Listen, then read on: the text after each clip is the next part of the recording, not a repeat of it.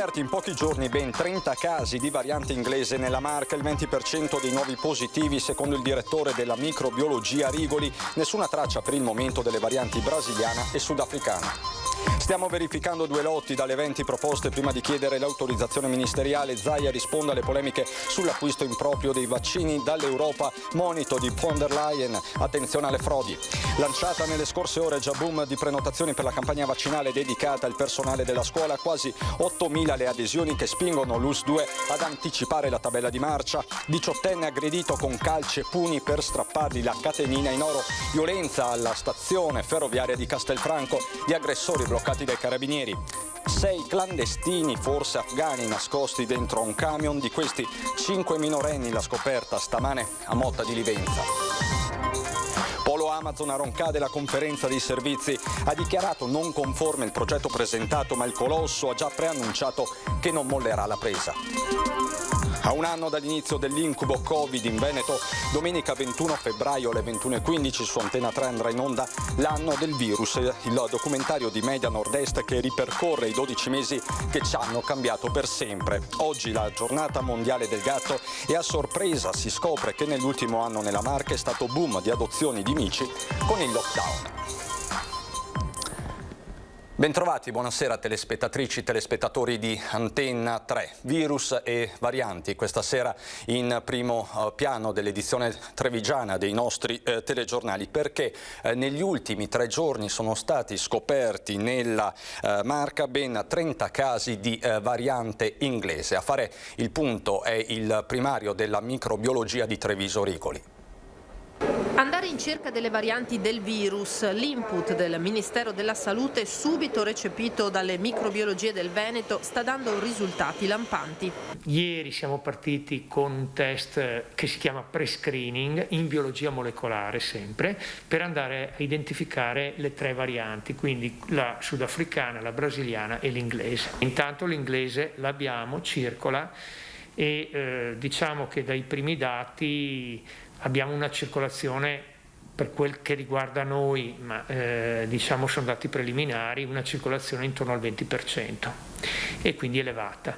Nessuna traccia per il momento nella Marca della temuta variante brasiliana oppure della sudafricana, è l'inglese a imperversare. Abbiamo identificato una trentina di soggetti che hanno la variante inglese con questo test di pre-screening che adesso verrà mandato domani all'Istituto Zooprofilattico, che verrà confermato. La notizia buona da un punto di vista diagnostico è che tutti questi pazienti sono passati per il Covid Center e dove è stato utilizzato il test di prima generazione, la famosa saponetta, e quindi questo dimostra che la saponetta becca la variante, intanto la variante inglese e anche probabilmente le altre.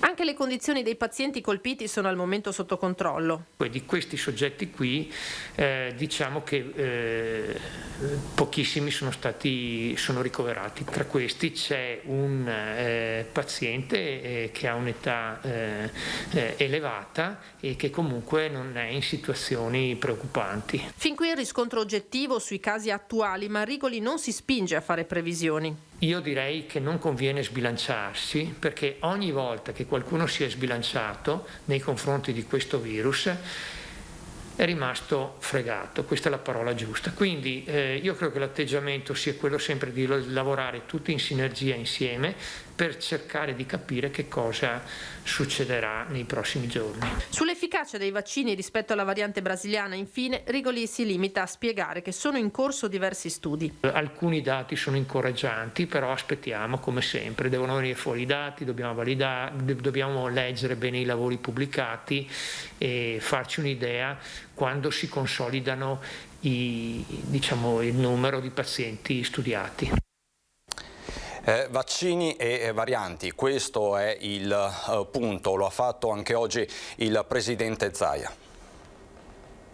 Cala Calano i contagi ed i ricoveri, ma resta ancora drammatico in Veneto il numero di morti, 70 stamane le nuove vittime del Covid, e a preoccupare ci sono poi le varianti, quella inglese riscontrata in tutta la regione nel 17-18% dei casi, ma anche quella brasiliana, un caso nel Padovano, ma è soprattutto la partita vaccini a tenere banco al punto stampa del presidente Zaia con la questione degli acquisti in proprio da parte del Veneto. AstraZeneca nega trattative private e teme che i vaccini al di fuori del contratto europeo siano contraffatti. Pfizer ribadisce di fornire i vaccini soltanto ai governi. Quelli proposti al Veneto, dunque, che vaccini sono? A casa mia vendiamo solo i governi, vuol dire che qualcun altro può vendere a chi non è governo, o no? Secondo voi un'industria farmaceutica vende tutto il suo prodotto direttamente?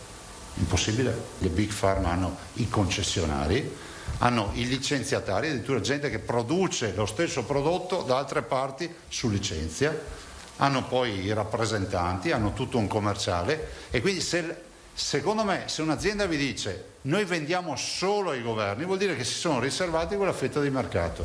Per noi non è un'ossessione, noi è un fatto anche etico, cioè nel momento in cui qualcuno ci ritrova per strada fra 1 anno, 2 anni, 10 anni o quello che è, dice allora avevi la possibilità di comprare il vaccino, non ti sei neanche preoccupato di verificare se era acqua distillata o vaccini, noi abbiamo verificato, cioè non è che ci mettiamo a piangere, ci spiace aver perso tempo, però fino ad ora nessuno ci ha detto che questa qua è roba che non funziona. Ad entrare nel dettaglio delle proposte è il DG Luciano Flora. Il Veneto ha ricevuto una ventina di segnalazioni, a 6 sono state chieste precisazioni.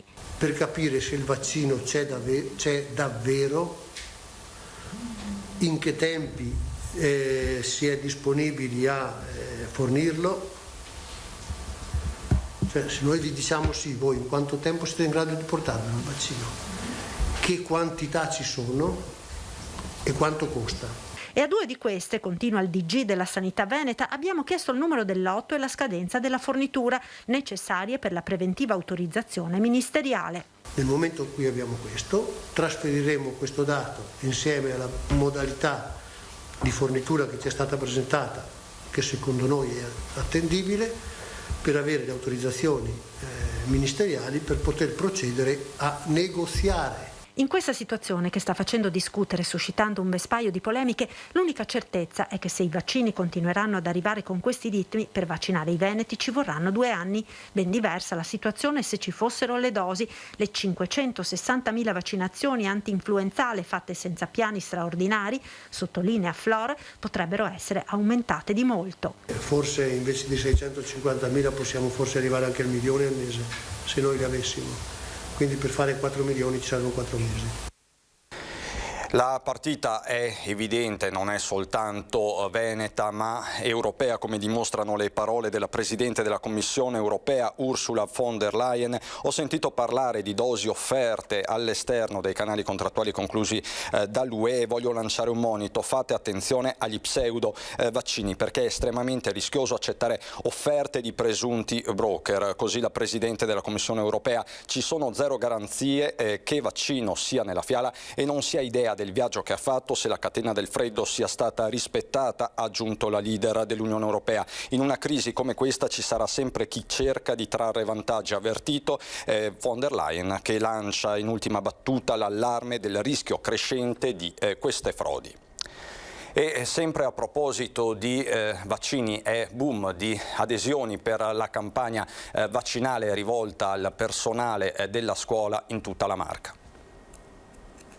È un vero e proprio boom quello che ha interessato la piattaforma Voglio Vaccinarmi, dove in poche ore sono arrivate quasi 8.000 iscrizioni, tanto da convincere l'ULSS 2 ad anticipare a sabato la campagna vaccinale dedicata al mondo della scuola. Io ritengo appunto che l'ULSS di Treviso abbia agito in maniera molto tempestiva, peraltro appunto già ieri l'ULSS ha inviato una nota appunto a tutte le scuole, vedo che la campagna vaccinale si svolgerà in maniera molto veloce, almeno per la provincia di Treviso. Nel weekend intanto Intanto sono già state programmate vaccinazioni per 7.000 tra docenti e collaboratori, quasi la metà del personale scolastico a livello provinciale. In termini operativi, spiega il direttore generale dell'ULSS Francesco Benazzi, ci saranno 60 operatori sanitari per turno nei 4 punti vaccinali della Marca, Villorba, Godega di Sant'Urbano, Oderzo e Riese. L'ipotesi è correre più del virus, o meglio più delle varianti, che stando agli ultimi studi si diffondono soprattutto tra i giovani, con lo spettro di nuove chiusure o restrizioni per le scuole.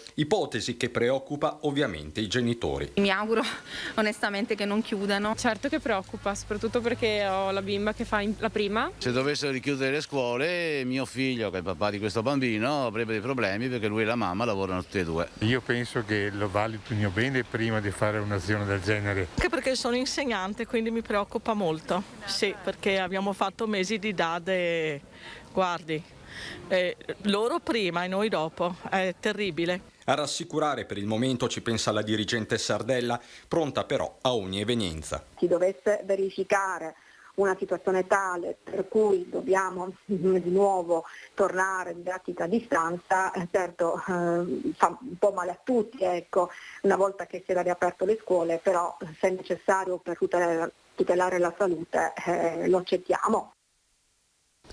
Intanto nel pomeriggio di oggi si è tenuta una cabina di regia sulla gestione dei trasporti tra MOM, ufficio scolastico provinciale, comuni e altri soggetti. Sotto la lente le prime 2 settimane dal rientro al 50% delle superiori. Il modello ha tenuto, afferma l'assessore comunale alla scuola di Treviso Silvia Nizzetto. Gli enti sono già al lavoro sull'ipotesi del rientro al 75%, questo a partire dal 5 di marzo, ma ovviamente la situazione, lo avete visto, è assolutamente fluida. A tal proposito vi do i dati della sera riguardanti il contagio a Treviso. Parliamo di 112 nuove positività nell'arco delle 24 ore, 7 invece i decessi. La politica con la pagina che si è scritta questa mattina al Senato, dove il Premier Draghi si è presentato per la fiducia. Oggi noi abbiamo, come accadde ai governi dell'immediato dopoguerra, la possibilità, o meglio la responsabilità, di avviare una nuova ricostruzione. Ogni spreco oggi è un torto che facciamo alle prossime generazioni. Al Senato il neopresidente del Consiglio, Mario Draghi, paragona la nuova compagine di governo alle forze che nel secondo dopoguerra, pur distanti ideologicamente, lavorarono per ricostruire un paese devastato. La priorità è affrontare la pandemia che nelle regioni più colpite ha abbassato l'aspettativa di vita anche di 4-5 anni. Non era mai accaduto che si riuscisse a produrre un nuovo vaccino in meno di un anno. La nostra prima sfida è, ottenute nelle quantità sufficienti, distribuirlo rapidamente ed efficientemente. Il Premier tocca a più riprese la questione ambientale e ripropone il tema della riorganizzazione del calendario scolastico. Non solo dobbiamo tornare rapidamente a un orario scolastico normale, anche distribuendolo su diverse fasce orarie, ma dobbiamo fare il possibile con le modalità più adatte per recuperare le ore di didattica in presenza perse lo scorso anno. Aggiungendo che vanno incentivati gli istituti tecnici, il mondo del lavoro dovrà cambiare. Il governo dovrà proteggere i lavoratori, tutti i lavoratori, ma sarebbe un errore proteggere indifferentemente tutte le attività economiche. Alcune dovranno cambiare, anche radicalmente.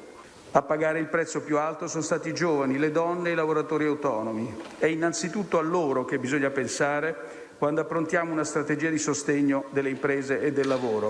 Nessun accenno all'autonomia delle regioni. Euro scelta irreversibile, dice poi Draghi, che apre quindi la pagina della riforma fiscale. Va studiata una revisione profonda dell'IRPEF, con il duplice obiettivo di semplificare e razionalizzare la struttura del prelievo, riducendo gradualmente il carico fiscale e preservando la progressività. Funzionale al perseguimento di questi obiettivi sarà anche un rinnovato e rafforzato impegno nell'azione di contrasto all'evasione fiscale. Il finale è un'invocazione a lavorare tutti nella stessa direzione.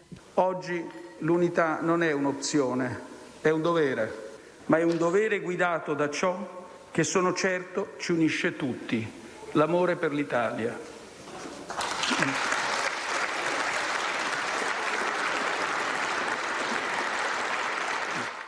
Un appello questo che è stato subito colto con favore da sindacati e industriali. Non ho sentito parole in più, non ho sentito fronzoli, non ho sentito il solito racconto che ci fa la politica, ma ho sentito cose molto basiche. Noi non abbiamo bisogno di parole, abbiamo bisogno di fatti. Le categorie economiche venete promuovono il pragmatismo del nuovo Presidente del Consiglio Mario Draghi. Per Confindustria ha toccato i temi giusti. Ha fatto degli importanti riferimenti sia per le imprese, sia per il turismo, sia nella parte iniziale per l'aiuto che oggi il governo deve dare alle attività più deboli, alle attività che più hanno sofferto in questi mesi. Un discorso molto pragmatico, con pochi fronzoli, ma così assolutamente d'effetto. Mi ha colpito molto per quanto riguarda il mondo dell'impresa, che in sostanza il messaggio è dobbiamo salvaguardare i posti di lavoro, ma le imprese devono camminare con le proprie gambe. L'imprenditore sa quando deve continuare a fare l'imprenditore, ma che ci sia da parte del governo una politica di sostegno.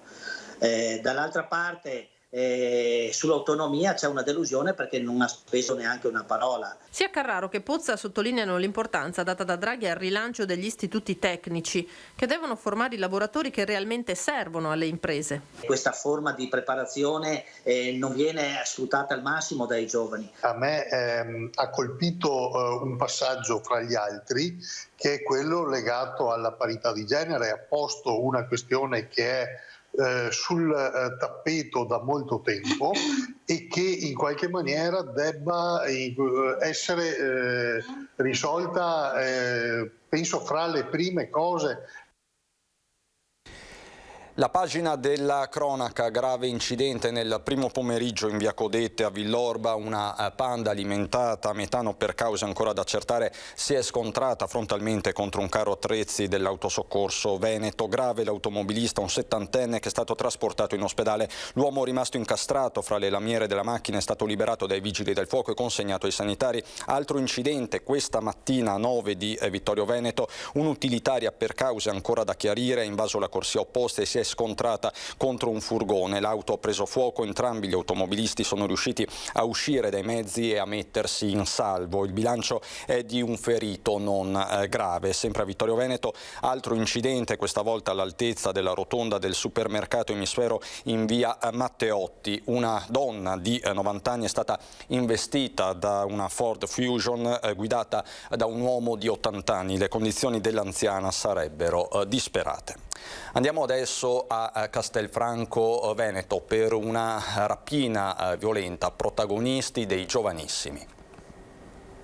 Stava aspettando il treno per tornare a casa a Vicenza. Era stato da alcuni amici a Castelfranco. Ad un tratto 2 ragazzi marocchini di 21 e 16 anni si sono avvicinati a lui e senza dire nulla lo hanno iniziato a colpire con calci e pugni. Un'aggressione violenta per rubargli la catenina d'oro del valore di 200 euro. La vittima, uno studente di 18 anni, si è accasciato a terra ma ha avuto la forza di chiedere aiuto. Questo studente 18enne ha chiamato degli amici che sono accorsi in suo aiuto e a sua volta sono stati allertati i carabinieri. Immediatamente la pattuglia della radiomobile di Castelfranco Veneto e l'ausilio della quale è accorsa anche una pattuglia dei carabinieri di Riese è riuscita, dopo vari tentativi e nell'ambito di un'interrotta attività di ricerca, a identificare, a localizzare i 2 rapinatori. I 2 giovani marocchini, alla vista dei militari dell'arma, sono scappati a piedi fra le vie della città. Una fuga durata solo qualche minuto. I carabinieri li hanno raggiunti e fermati. Purtroppo la catenina che è stata sottratta alla vittima non è stata rinvenuta, ma i 2 soggetti condotti in caserma sono stati: il primo, maggiorenne 21enne residente a Bassano del Grappa, è stato tratto in arresto, mentre il complice, un minore, un 16enne residente nella zona dell'Asolano, è stato deferito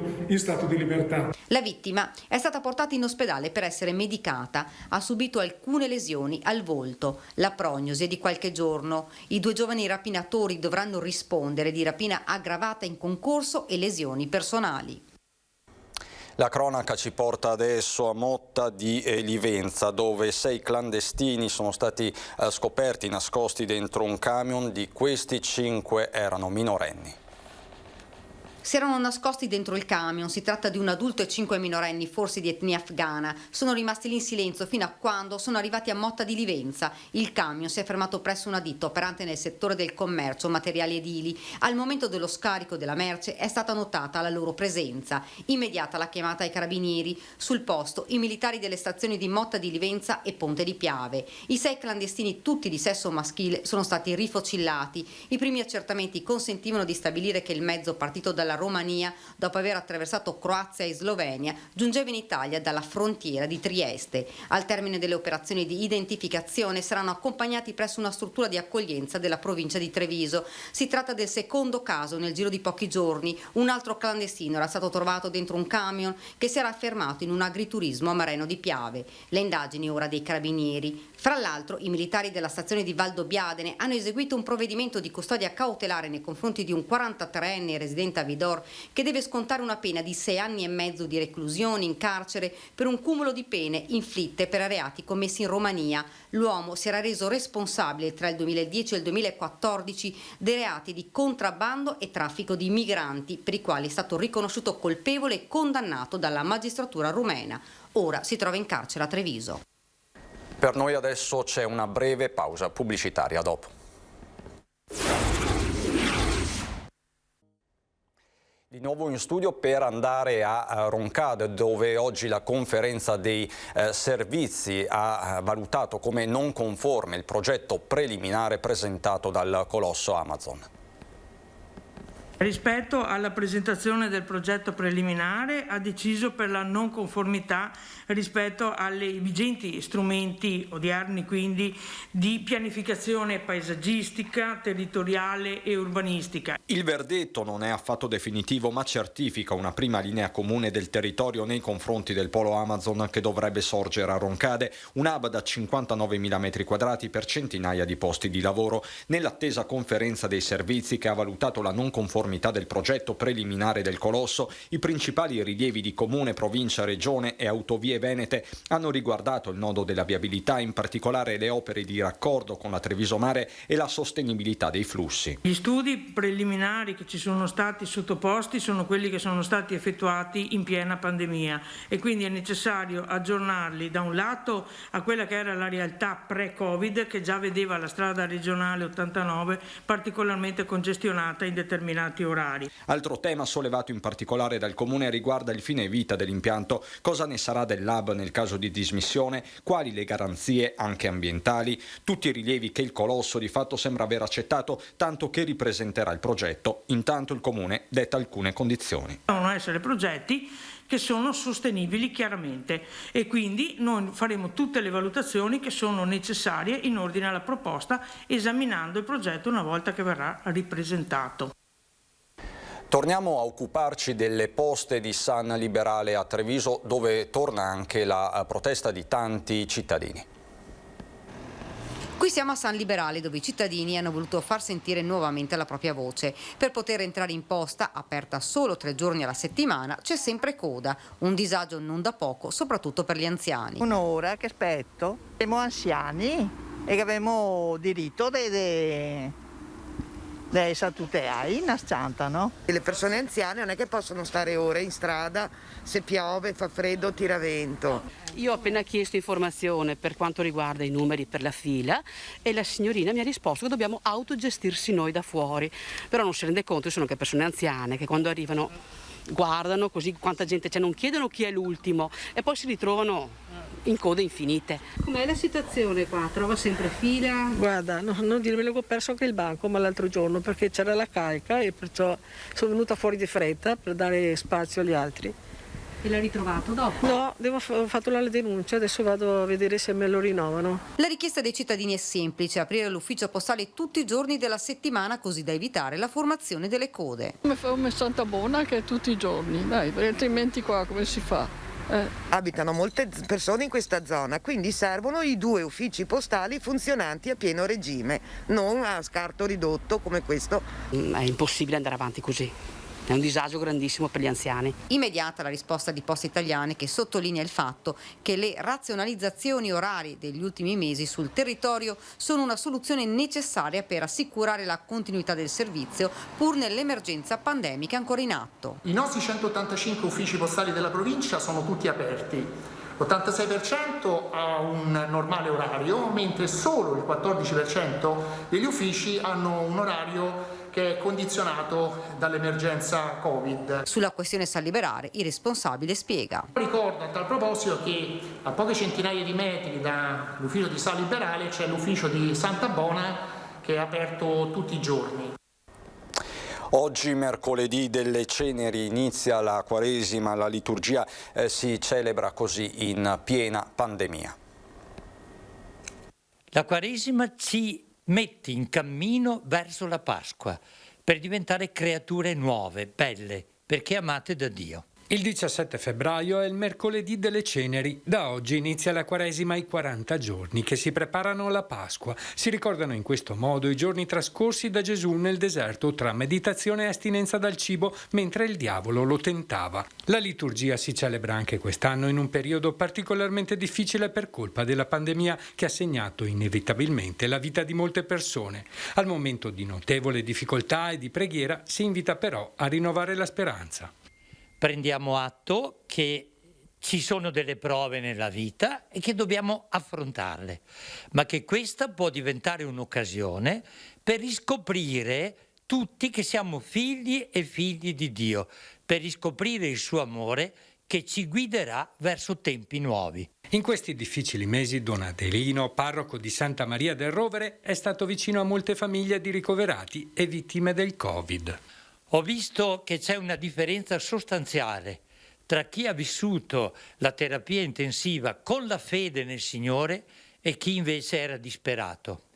La fede diventa una consolazione e una forza che nessuna medicina, nessun ospedale ti può dare. Dal sacro al profano, perché oggi è la giornata mondiale dei gatti.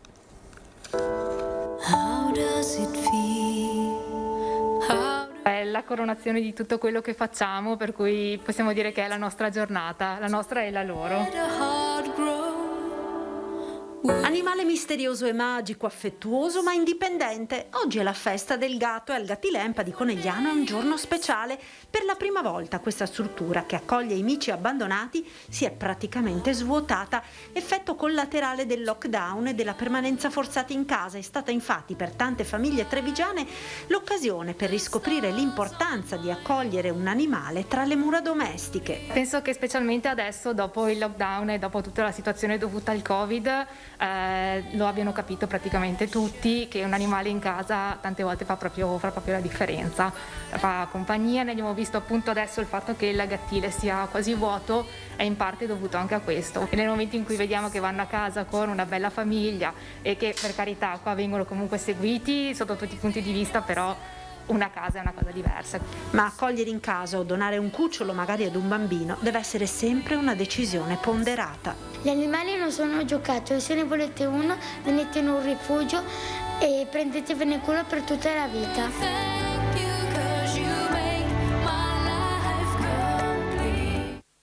Andiamo adesso a Belluno.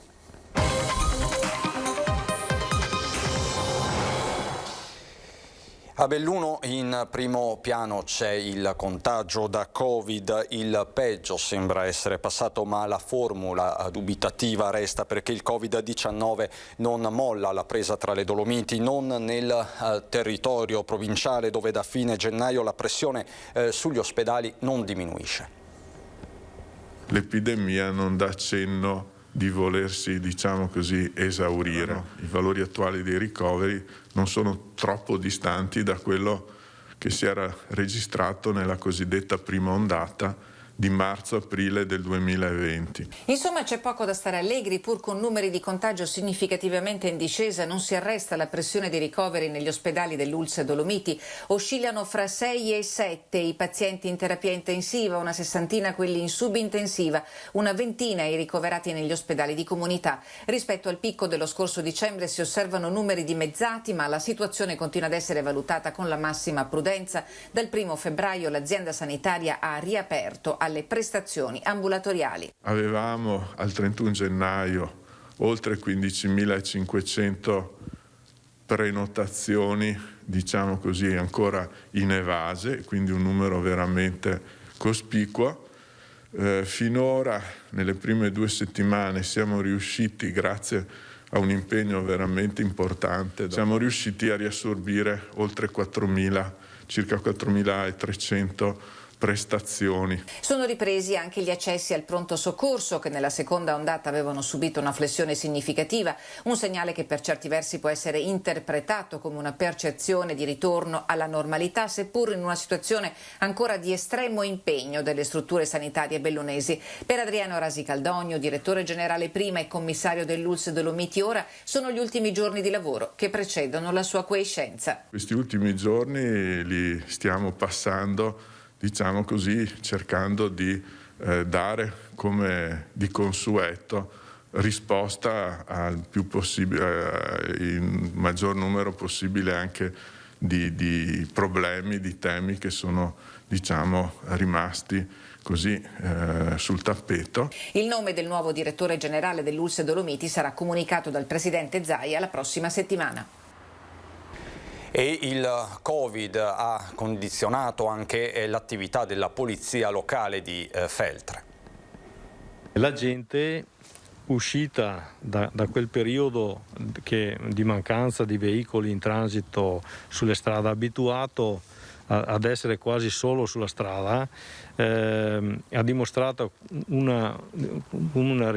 essere un po' più rilassati del solito. La frenesia post-lockdown ha fatto dimenticare le regole del codice della strada, lo racconta il comandante della polizia locale di Feltre, che oggi ha tracciato il consuntivo dell'attività svolta nel 2020, pesantemente condizionata dal Covid. Una decina di giorni per tornare con i piedi per terra e con la testa sulle spalle ci sono voluti agli automobilisti impacciati nell'affrontare le rotonde e perfino gli stop. Fortunatamente il numero degli incidenti è rimasto stabile rispetto al 2019, ma è uno dei pochi dati sui quali è possibile fare il raffronto. Ci siamo concentrati sul rispetto della normativa Covid, ma anche nel dare il supporto alla gente per riuscire a capire, specialmente le attività, le nuove normative, le nuove richieste che uscivano.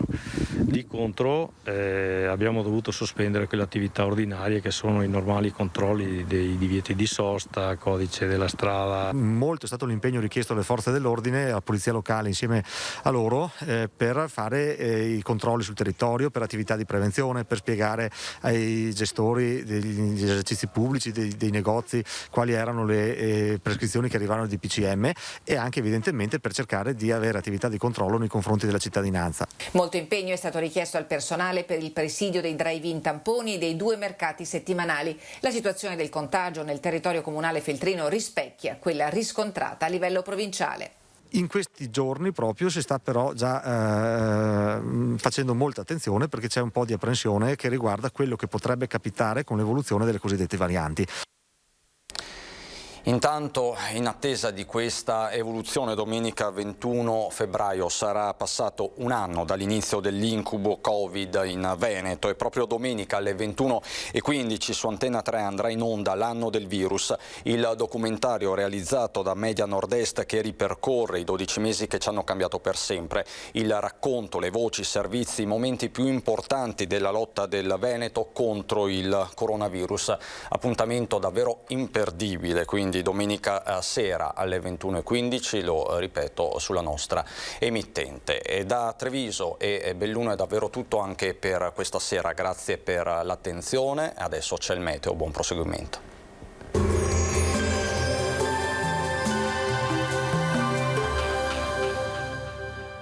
Lasciati ispirare dai nostri pavimenti e rivestimenti R di bagno. Tu scegli, noi pensiamo a tutto il resto. Meneghel, Aroncade, Treviso. Bentrovati al meteo. Pressione atmosferica in lieve calo, ma il tempo si mantiene comunque buono sul nostro territorio. Diamo uno sguardo più approfondito alla situazione di giovedì 18 febbraio.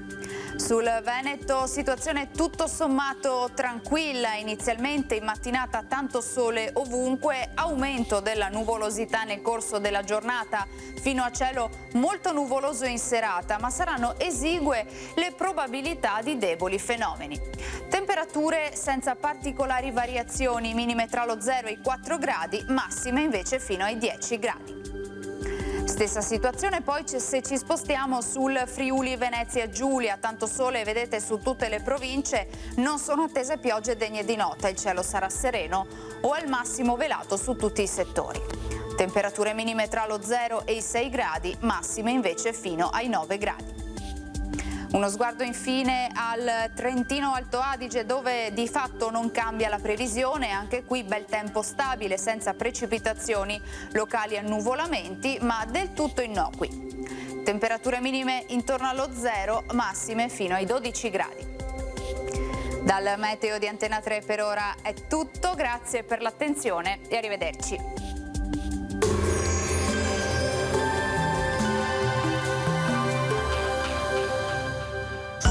Lasciati ispirare dai nostri pavimenti e rivestimenti R di bagno. Tu scegli, noi pensiamo a tutto il resto. Meneghel, Aroncade, Treviso.